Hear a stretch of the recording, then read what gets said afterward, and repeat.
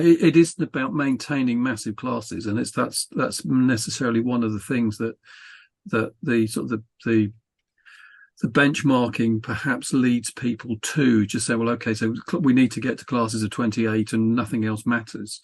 But the reality is, where this is your need, you will need to know the tipping point at which we can afford that step. And, there's, the inner college, the bridge, the various names that are used for these, what we would refer to as adapted curriculum, rather than it's just the SEN unit down the end of the corridor. It is an adapted curriculum which is taught differently and is shaped differently with design purpose. And it's that deliberate activity that's analysed and intelligent, rather than just a presumption of that's the way we've always done it, and therefore it needs to be the small room down the end of the corridor where the SEN students work in quiet. That's history. That shouldn't be there anymore. We should be talking adaptive curriculum. That comment you made there, Chris, around deliberate action, I think is the key term here, because each school is unique and needs its different type of vision, different type of curriculum. We understand that, but I think it's that deliberate, proactive decisions about planned activity and then measuring the impact of that, establishing whether it's effective or not. So often we see in schools that action is just custom and practice. There's no deliberate planning of activity.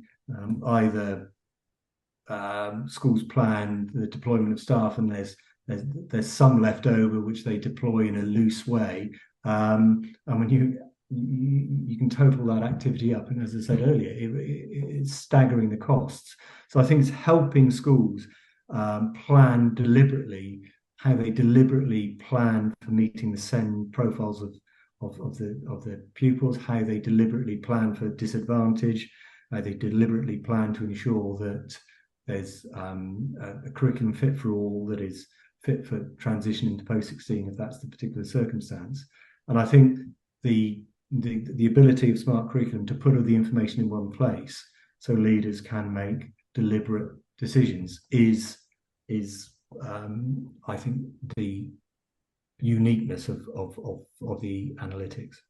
A school that we've analysed that's spending, or that has around £750,000 of unassigned activity. You can call that, teaching development time, or whatever surplus.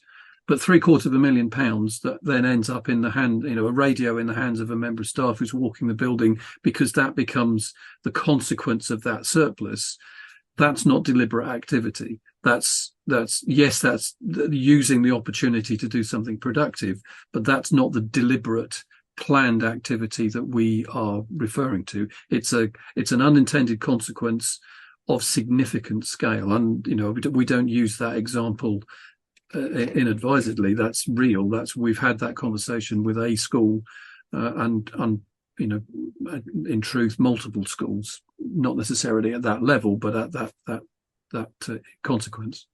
And I think a very good example of that is the work we did in one school, and the notional SEND budget was a figure that was unknown to the head teacher and to other leaders within the school, and it equated to around that order of spend. So there was a notional SEND budget within the school that was unknown, that was equivalent to what some schools are using in terms of their surplus to, like you say, walk around with radios. And that sort of disparity and lack of clarity of thinking is quite surprising, that still some leaders don't understand fully how SEND is used, funded and deployed.